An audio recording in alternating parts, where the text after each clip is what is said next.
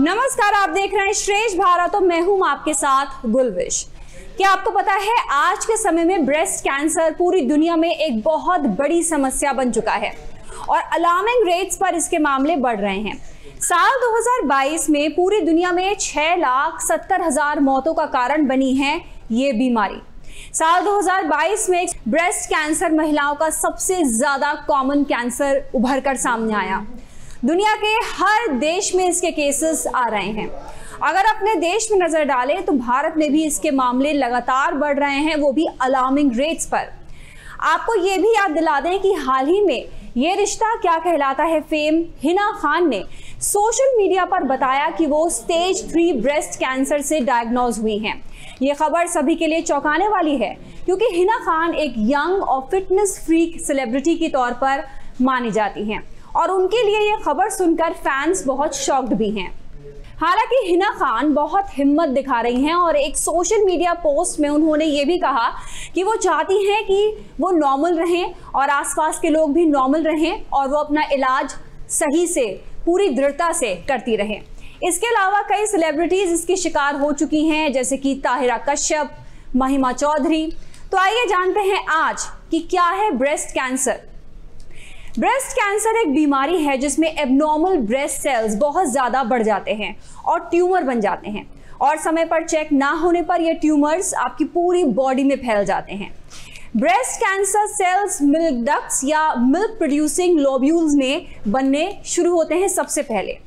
अगर बात करें ब्रेस्ट कैंसर की तो इसमें कई तरह के कैंसर होते हैं, जैसे कि डक्टल ब्रेस्ट कैंसर जो कि डक्ट्स में होते हैं और दूसरा है लोब्यूल्स ब्रेस्ट कैंसर जो कि लोब्यूल से शुरू होते हैं। इसके साथ ये जानने की भी जरूरत है कि ब्रेस्ट कैंसर इन्वेसिव और नॉन इन्वेसिव भी हो सकते हैं। चलिए इनके बारे में हम विस्तार से आज जानने वाले हैं क्योंकि आज के समय में प्रिवेंशन ही सबसे बड़ा हथियार है हमारे साथ। मेरे साथ स्टूडियो में दो खास मेहमान जुड़ गए हैं, चलिए उनका स्वागत करेंगे। मेरे साथ जुड़ी हैं कविता गुप्ता जो कि फाउंडर प्रेसिडेंट हैं विन ओवर कैंसर की। साथ ही मेरे साथ जुड़ी हैं डॉक्टर राजेंद्र कौर सग्गू जो कि डायरेक्टर हैं सर्जिकल ऑन्कोलॉजी ब्रेस्ट की। बहुत बहुत स्वागत है कविता गुप्ता जी और डॉक्टर राजेंद्र जी हमारे कार्यक्रम में।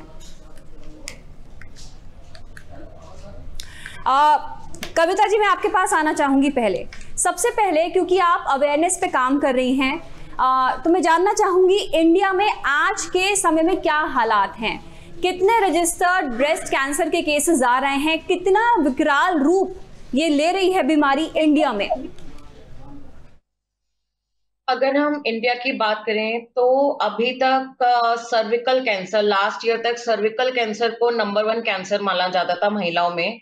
अब उसकी जगह ब्रेस्ट कैंसर ने ले ली है। ब्रेस्ट कैंसर इस समय नंबर 1 कैंसर है जो डायग्नोज हो रहा है महिलाओं को।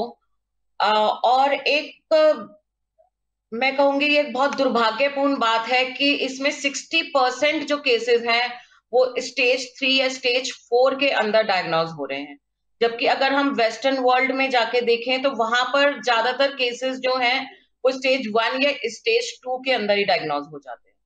आज की डेट में इंडिया के अंदर हर 8 में से 1 महिला हाई रिस्क पर है ब्रेस्ट कैंसर के, और ये तब है जबकि breast cancer is one of the cancer, ऐसा एकमात्र कैंसर है जिसको हम अर्ली स्टेज में पकड़ सकते हैं, जिसको अर्ली लक्षणों में बहुत जल्द इसके लक्षण आने लग जाते हैं। बाकी जो कैंसर हैं उनके लक्षण जो है वो बहुत देर से आते हैं, ब्रेस्ट कैंसर के लक्षण बहुत जल्दी आ जाते हैं। और अगर हम थोड़ा सा सजग रहें, थोड़े जागरूक रहें अपने ब्रेस्ट के प्रति, तो हम इसको स्टेज 1 स्टेज 2 में भी पकड़ सकते हैं, क्योंकि उस समय इसका इलाज करना बहुत आसान होता है। तो यहाँ पर अवेयरनेस की भी कमी है और क्यों हम भारत में स्टेज 1 या स्टेज 2 पर पकड़ नहीं पाते हैं। तो डॉक्टर राजेंद्र कौर सग्गू मैं आपका रुख करना चाहूँगी अब। सबसे पहले क्या अवेयरनेस की कमी है, साथ में स्क्रीनिंग कब होनी चाहिए, और अगर आप घर पे चाहें महिलाएं खुद चेकअप करती रहें, जैसे कि बता रही हैं आप चेक कर सकते हैं बहुत ही बेसिक स्टेज पे, तो हम चाहेंगे आप वो भी बताएं। तो सही कहा आपने, सबसे बड़ी जो हमारे भारत में कमी है वो है जागरूकता की। अवेयरनेस नहीं है कि कौन सी गांठ कैंसर की हो सकती है, किस तरह अपने आप को खुद से जांचना है, और स्क्रीनिंग टेस्ट के बारे में बहुत महिलाओं को वो जानकारी नहीं है। मेमोग्राफी एक छाती का एक्सरे है जो ब्रेस्ट कैंसर को बहुत अर्ली स्टेजेस में पकड़ लेता है, जब हम उसको महसूस नहीं कर सकते और अपनी आंखों से देख नहीं सकते। तो हर लेडी को 40 साल की उम्र के बाद साल में एक बार मेमोग्राफी जरूर करवाना चाहिए। और दूसरी बात है ब्रेस्ट सेल्फ एग्जामिनेशन, जिसको मैं बोलती हूँ खुद से खुद की जांच। ये जांच 20 साल की उम्र के बाद लड़कियों को, लेडीज को महीने में एक बार, महीना आने के 4 से 5 दिन के बाद जरूर करनी चाहिए। और उनको पता होना चाहिए कि उनकी ब्रेस्ट की नॉर्मल लुक और फील कैसी है, ताकि अगर उनको कोई भी परेशानी समझ आए तो वो तुरंत उसको पकड़कर डॉक्टर की सलाह ले सकते हैं। और जागरूकता के साथ साथ उनको ये भी पता होना चाहिए कि कौन से सिम्टम्स हैं जो ब्रेस्ट कैंसर के हो सकते हैं। ब्रेस्ट में गठान का होना हो सकता है, उस गांठ में दर्द ना हो, निप्पल से कुछ खून जैसा पदार्थ डिस्चार्ज हो, उसको भी नजरअंदाज ना करें। दोनों ब्रेस्ट की साइज में अगर कोई बदलाव नजर आए, या आर्मपिट में कोई गठान नजर आए, या ब्रेस्ट की चमड़ी में कोई भी सूजन या डिंपल्स पड़ जाएं, या निप्पल का अंदर की तरफ चले जाना, ये कुछ शुरुआती लक्षण हो सकते हैं ब्रेस्ट कैंसर के। और अगर उनको कोई भी इस तरह का लक्षण आता है तो तुरंत डॉक्टर की सलाह लेनी चाहिए। जैसे कि कविता जी ने बताया कि इसके जो लक्षण हैं ये और बीमारियों से और कैंसर के से कंपेयर करें तो ज़्यादा जल्दी इसके लक्षण आ जाते हैं सामने। तो क्या इसी वजह से ये सेल्फ चेक हमेशा ज़रूरी है अपने पे? बिल्कुल। ब्रेस्ट कैंसर को जल्दी क्यों पकड़ा जा सकता है? क्योंकि ब्रेस्ट एक एक्सटर्नल ऑर्गन है। ब्रेस्ट को हम फील कर सकते हैं। हमारी बॉडी के अंदर जो ऑर्गन्स है उनको हम महसूस नहीं कर सकते, जैसे लिवर है, पेट में आंतड़ियां हैं, पेट के ऑर्गन्स हैं, यूट्रस है, ओवरीज है, उनको हम महसूस नहीं कर सकते क्योंकि वो पेट के अंदर है। क्योंकि ब्रेस्ट एक एक्सटर्नल ऑर्गन है, उसको हम हाथ से अच्छे से फील कर सकते हैं, आंखों से एग्जामिन कर सकते हैं, और हम खुद डॉक्टर हैं। हमेशा ब्रेस्ट की गठान को खुद महिला अपने आप महसूस करती है, तभी वो डॉक्टर के पास जाकर बोलती है कि मुझे ये परेशानी है। तो आप खुद के डॉक्टर बनिए, क्योंकि ये एक ऐसा ऑर्गन है जिसमें हम बहुत जल्दी से अपने ब्रेस्ट में होने वाली चेंजेस को पकड़ सकते हैं और तुरंत डॉक्टरी सलाह ले सकते हैं। पर क्योंकि हम डरते हैं, हमें घबराहट है कि कहीं वो गांठ या कहीं वो चेंज कोई कैंसर तो नहीं, और हम उसको अपनी बॉडी में पालते रहते हैं जब तक कि वो बहुत ही एडवांस स्टेज तक ना हो जाए। ये भी गांठ होना, क्या ये कैंसर ही है या कुछ और भी हो सकता है? क्या मल्टीपल फैक्टर्स हो सकते हैं जिससे ये हो सकती है? बिल्कुल। ब्रेस्ट में होने वाली 80% गांठें कैंसर नहीं होती। ओनली 10 से 20% गांठें कैंसर हो सकती हैं। लेकिन कोई भी ब्रेस्ट की गांठ को नजरअंदाज नहीं करना है, उसको डॉक्टरी जांच करवानी बहुत जरूरी होती है और डायग्नोज करना होता है कि ये गांठ नॉर्मल है और ये गांठ कैंसर की है। और अगर वो कैंसर की गांठ है तो उसका हम जल्दी से इलाज स्टार्ट कर सकते हैं। दूसरी बात जो आपने बोला कि रिस्क फैक्टर्स, ब्रेस्ट कैंसर होने के बहुत सारे रिस्क फैक्टर्स हो सकते हैं, और कुछ इस तरह के रिस्क फैक्टर्स हैं जिनमें हम बदलाव ला सकते हैं, कुछ रिस्क फैक्टर्स हैं जिनमें हम बदलाव नहीं ला सकते। सबसे बड़ा रिस्क फैक्टर है बीइंग अ वुमन, औरत होना, क्योंकि ब्रेस्ट है तो रिस्क बढ़ता है। दूसरा सबसे बड़ा रिस्क फैक्टर है जैसे जैसे उम्र बढ़ती है वैसे वैसे कैंसर होने का खतरा बढ़ता है। लेकिन जैसे कविता जी ने बताया, भारत में आजकल ब्रेस्ट कैंसर बहुत यंग एज की लड़कियों में होना शुरू हो गया है। मैं अपने क्लिनिक में यंगेस्ट लड़की जिसको ब्रेस्ट कैंसर देखा है वो 21 ईयर्स ओल्ड है। 21 साल की लड़की जो एक बहुत बड़ी ब्रेस्ट की गांठ लेकर मेरे पास आती है और वो कह रही है कि इसमें दर्द नहीं है, मुझे कोई तकलीफ नहीं है, क्योंकि मम्मी ने बोला कि इसको दिखाना जरूरी है। और जब हमने इसको जांचा तो उसमें ब्रेस्ट कैंसर था। ब्रेस्ट कैंसर किसी भी उम्र की महिला, 20 साल से लेकर 100 साल की उम्र तक किसी भी महिला को हो सकता है। और मैं रिस्क फैक्टर्स की बात कर रही थी, तो 2 रिस्क फैक्टर जो मैंने मेन बताए, एक तो being a woman, second advancing as, और कुछ रिस्क फैक्टर्स जिनमें हम बदलाव ला सकते हैं, जैसे मोटापा होना एक बहुत बड़ा रिस्क फैक्टर है। दूसरा, शराब का सेवन करना, हमारा अनहेल्दी लाइफस्टाइल, अनहेल्दी डाइट, बच्चे जल्दी ना होना, शादी जल्दी ना करना, बच्चों को दूध ना पिलाना, और खासकर शहरी महिलाएं जो बहुत अपने काम काज में बिजी हैं, स्ट्रेसफुल रहती हैं, लेट नाइट शिफ्ट्स रहती है, काम का बहुत ज्यादा स्ट्रेस रहता है, तो ये कुछ कारण है जो ब्रेस्ट कैंसर के खतरे को बढ़ाते हैं। कविता जी, मैं आपके पास आना चाहूंगी क्योंकि हम आंकड़ों की भी बात कर रहे हैं, अवेयरनेस की बात तो कर ही रहे हैं, आंकड़ों की भी बात कर रहे हैं। मैं इंडिया की बात करूं, केसेस बढ़ रहे हैं जैसे कि आपने बताया, जैसे कि हम रिपोर्ट्स में पढ़ रहे हैं, लेकिन क्या इसमें आप फर्क देखती हैं? क्या ऐसा है कि रूरल एरियाज में ज़्यादा आ रहे हैं, अर्बन एरियाज में ज़्यादा आ रहे हैं?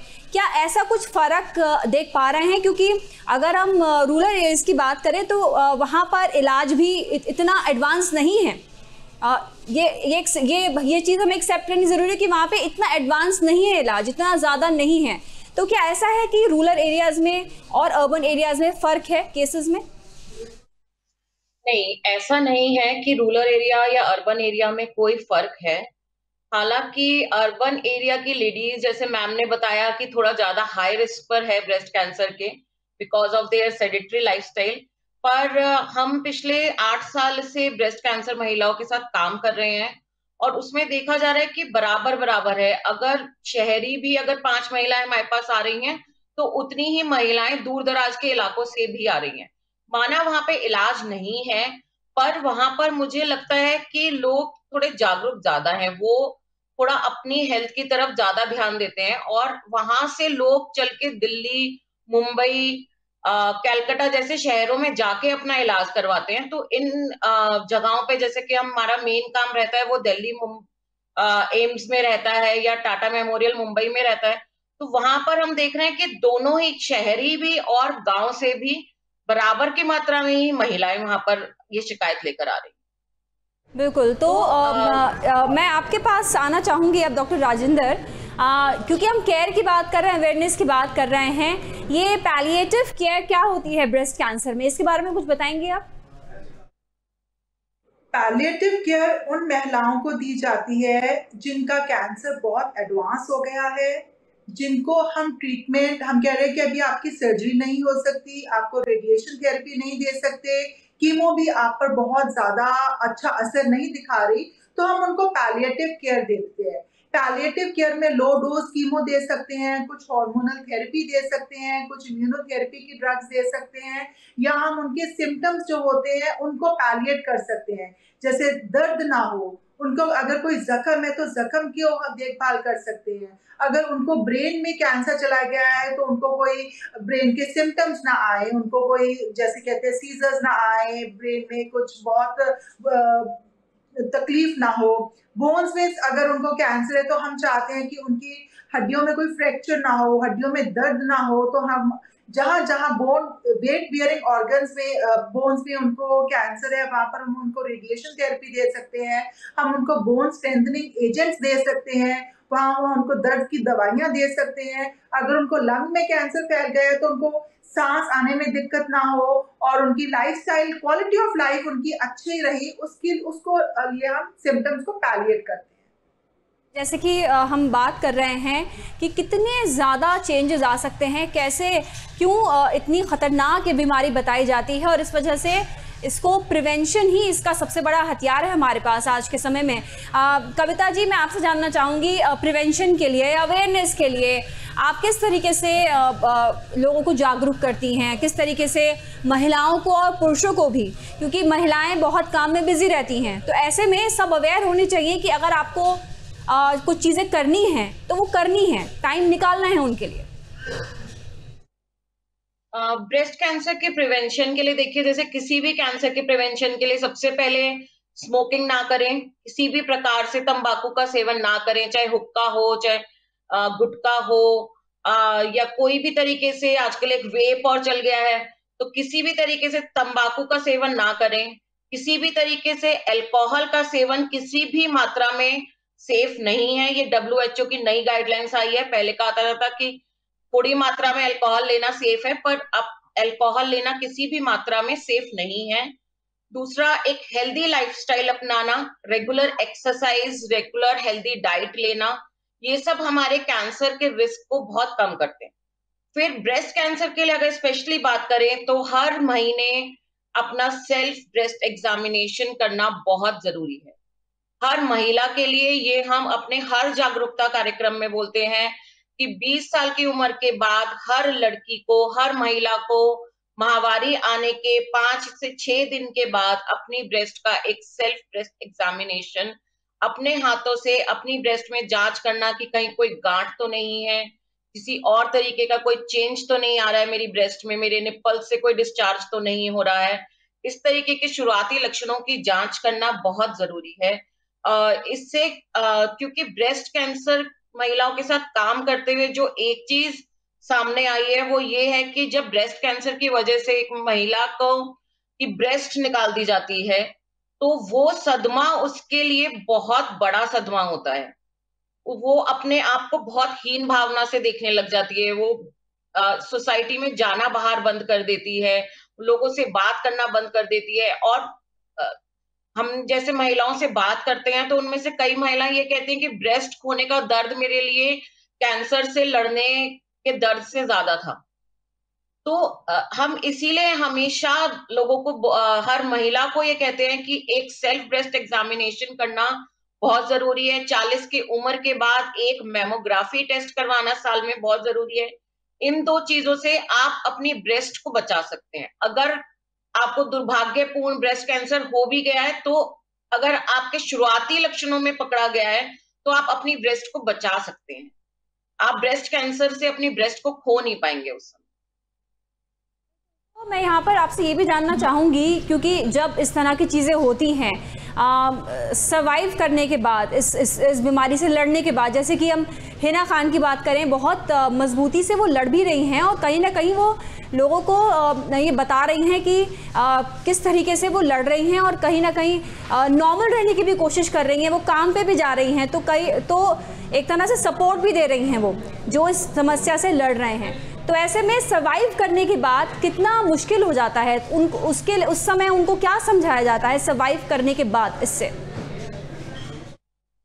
सर्वाइव करने के बाद यही समझाया जा सकता है कि जब आपका ट्रीटमेंट पूरा हो गया है, अब आप एक नॉर्मल लाइफ जी सकते हैं। जिस तरह से आप पहले काम करती थी, चाहे घर का चाहे बाहर का, आप सब काम कर सकती हैं। आप जैसे आप नॉर्मल एक लाइफ पहले जीती थी, एक हेल्दी लाइफस्टाइल अपना के आप बिल्कुल वैसी ही लाइफ दोबारा जी सकती हैं। आपने एक बार कैंसर के ऊपर विजय पा ली, अब आप नॉर्मली जिस तरह से पहले बाहर जाके काम करती थी, जैसे आपने हिना खान के लिए बोला, अभी क्या कहते हैं, और भी कई एक्ट्रेस जो हैं हमारे यहाँ, वो भी कैंसर पे जीत पा चुकी हैं। तो अगर उनका ही एग्जाम्पल हम लें, तो वो सब नॉर्मल काम कर रही हैं उसके बाद। तो इसी तरह से हम ऐसे एग्जाम्पल्स देकर ही हम और विमेन को भी मोटिवेट करते हैं कि अब आपका इलाज पूरा हो गया है, आपने कैंसर के ऊपर जीत पा ली है, अब आप अपना एक नॉर्मल जो आप पहले जिंदगी जीती थी, बाहर जाके लोगों से मिलना जुलना, काम करना, सब काम आप नॉर्मल कर सकती हैं। आप अपने आप को एक नॉर्मल महिला की तरह ट्रीट कीजिए, क्योंकि जब आप अपने आप को एक नॉर्मल ट्रीट करेंगे तभी दुनिया आपको नॉर्मल ट्रीट करेगी। बस उसमें एक बात जरूरी है कि अपना फॉलो अप जरूर रखें डॉक्टर के साथ। अगर डॉक्टर आपको 1 महीने में बुला रहा है तो 1 महीने में जाके उसको दोबारा देखें। अगर डॉक्टर आपको 3 महीने में फॉलो अप के लिए बुला रहा है तो अपना कोई भी फॉलो अप मिस ना करें, क्योंकि कैंसर के वापस आने का खतरा हमेशा बना रहता है।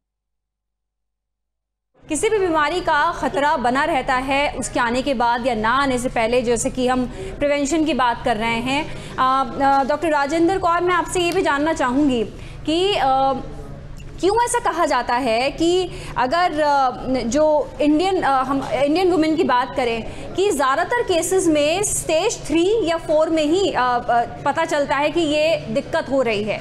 तो ऐसे में इस स्टेज 3 स्टेज 4 पर पता चलने से कितनी ज़्यादा समस्या बढ़ जाती है, कितना ज़्यादा रिस्क बढ़ जाता है और इलाज कितना मुश्किल हो जाता है? ये बहुत अहम सवाल है हम सब इंडियन वुमेन के लिए कि हमारी जो डायग्नोसिस यूजुअली होती है स्टेज 3 या स्टेज 4 में, एडवांस स्टेजेस में डायग्नोसिस होती है, जहाँ पर ट्रीटमेंट लंबा चलता है, ट्रीटमेंट का खर्चा बढ़ जाता है, ओवरऑल सर्वाइवल मुश्किल हो जाता है, जहाँ पर मोस्ट ऑफ द केसेस में ब्रेस्ट को बचाना मुश्किल हो जाता है और स्टेज 4 में तो सर्वाइवल और कम हो जाता है। तो ज़रूरत है जागरूकता की, अवेयरनेस की, ताकि हम ज़्यादा से ज़्यादा महिलाओं को अर्ली स्टेज में पकड़ सकें। मैं यहाँ पर एक बात आपको बताना चाहती हूँ कि मेरे क्लिनिक में आजकल बहुत सारे लोग स्क्रीन डिटेक्टेड कैंसर के साथ भी आते हैं, जो स्टेज 0 में पकड़े जाते हैं, स्टेज 1 में पकड़े जाते हैं। ऐसा नहीं कि बहुत सारी महिलाएं सिर्फ एडवांस स्टेज में ही आती हैं।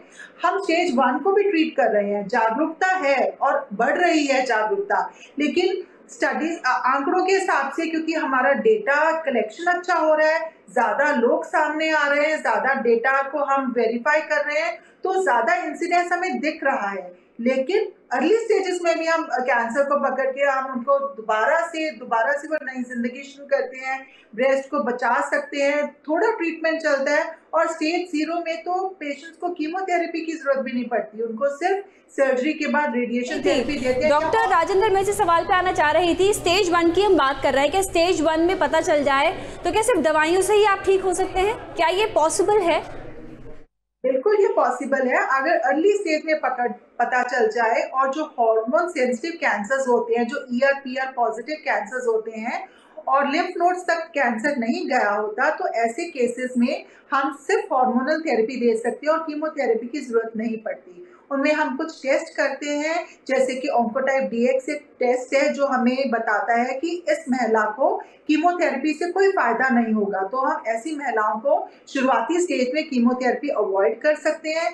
सिर्फ अच्छी सर्जरी करके, सर्जरी भी ब्रेस्ट कंजर्वेशन सर्जरी, जिससे हम ब्रेस्ट को बचाते हैं और दोबारा से ब्रेस्ट को उसी तरह का आकार देते हैं जैसे कि वो पहले नॉर्मल थी। इसको आजकल हम न्यू मॉडर्न ब्रेस्ट सर्जरी कहते हैं या ऑन्कोप्लास्टिक ब्रेस्ट सर्जरी कहते हैं। उसके बाद हम जो ब्रेस्ट बची होती है उसको हम रेडियोथेरेपी देते हैं, कीमोथेरेपी हम अवॉइड कर सकते हैं और उसके बाद हार्मोनल थेरेपी चलती है जो 5 से 10 साल तक के लिए लेडीज को दी जा सकती है, जिससे कि कैंसर वापस आने का खतरा खत्म हो जाता है।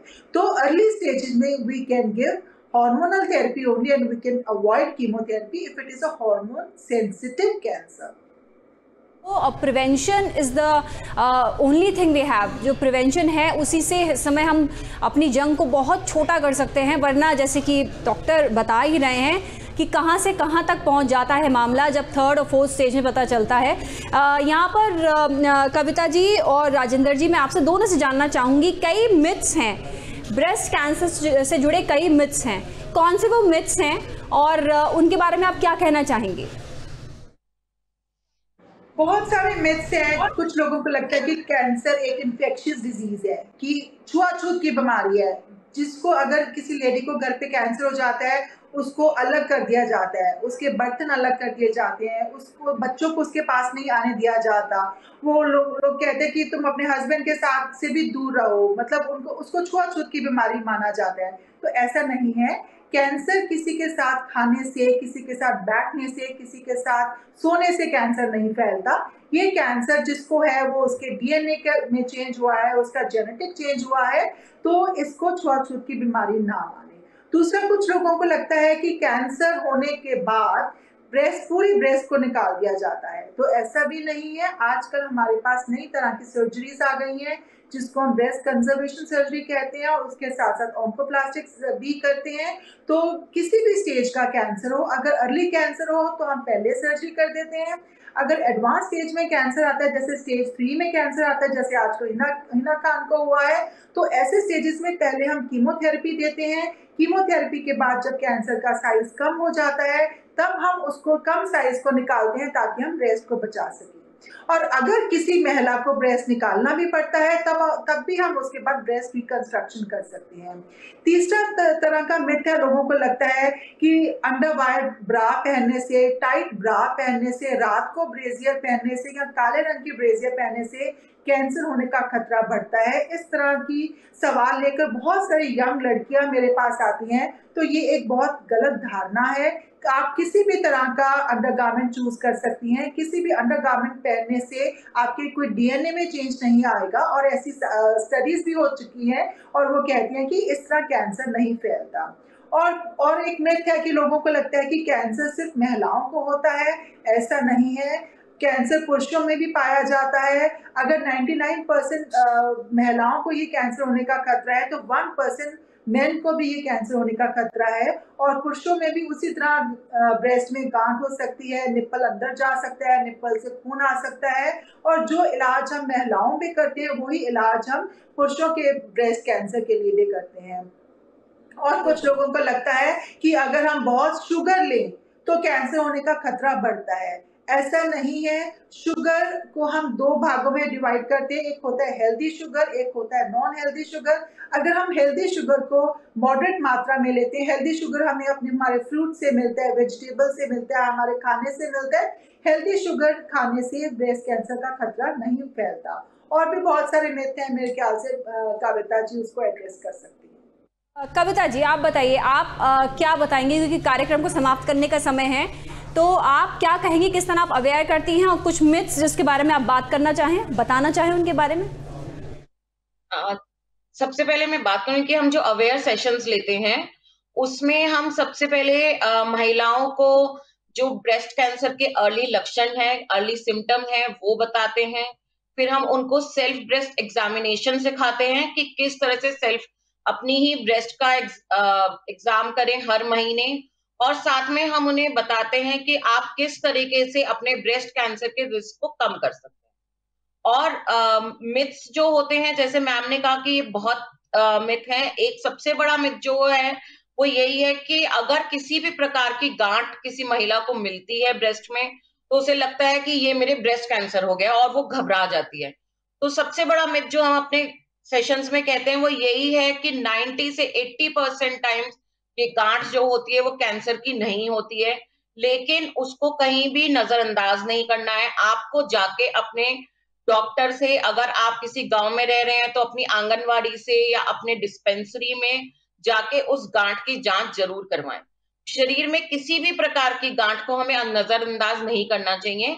और जो एक सबसे बड़ा मिथ यही है कि ज्यादातर लोग गांठ को नजरअंदाज इसीलिए कर देते हैं कि उसमें कोई दर्द तो हो नहीं रहा है, कोई बात नहीं है, ऐसी पड़ी है गांठ। और कैंसर की गांठ जो होती है वो 90 से 95% टाइम पर जो होती है वो उसमें कोई दर्द नहीं होता, वो एक पेनलेस गांठ होती है। तो ये दो तरीके के जो मिथ हैं जो जिन पे हम बहुत एम्फोसिस करते हैं जब हम अपने इस तरीके के जागरूकता कार्यक्रम जाके आगे लोगों को, महिलाओं को जागरूक करते हैं। बिल्कुल, तो यहाँ पर ब्रेस्ट कैंसर से जुड़े कई मिथ्स के बारे में बात करी, प्रिवेंशन के बारे में हमने बात करी, ताकि महिलाएं हैं और ये पुरुषों को भी हो सकता है, तो ये बीमारी ऐसी है कि इसके बारे में पता होना चाहिए और स्क्रीनिंग बहुत ज़रूरी है, सेल्फ एग्जामिनेशन बहुत ज़रूरी है और सबसे अहम अपनी बॉडी के किसी भी चेंज को नज़रअंदाज ना करें। ये चीज़ महिलाओं और पुरुषों दोनों के लिए है। बहुत बहुत शुक्रिया कविता गुप्ता जी, आप हमारे साथ जुड़ी। डॉक्टर राजेंद्र कौर सगू, आप हमारे साथ जुड़ी। आप दोनों का शुक्रिया, इतनी अहम बातें हमारे साथ आपने शेयर की हैं। तो हमारी इस पेशकश में आज के लिए बस इतना ही। उम्मीद करेंगे कि ब्रेस्ट कैंसर से आप डरना बंद करें और सबसे अहम है कि स्क्रीनिंग कराएं। कुछ भी आपको डाउट है तो ज़रूर उस पर काम करें, क्योंकि आज के समय में बहुत तरह के इलाज, बहुत तरह की वेरिएशंस हैं, आपके हिसाब से इलाज हो सकता है। तो अभी के लिए हमें दीजिए इजाज़त, अगले हफ्ते फिर से हाजिर होंगे। तब तक के लिए नमस्कार। श्रेष्ठ भारत पर खबरों से जुड़े रहने के लिए चैनल को सब्सक्राइब और लाइक करें, बेल आइकन दबाएं और देखते रहें श्रेष्ठ भारत।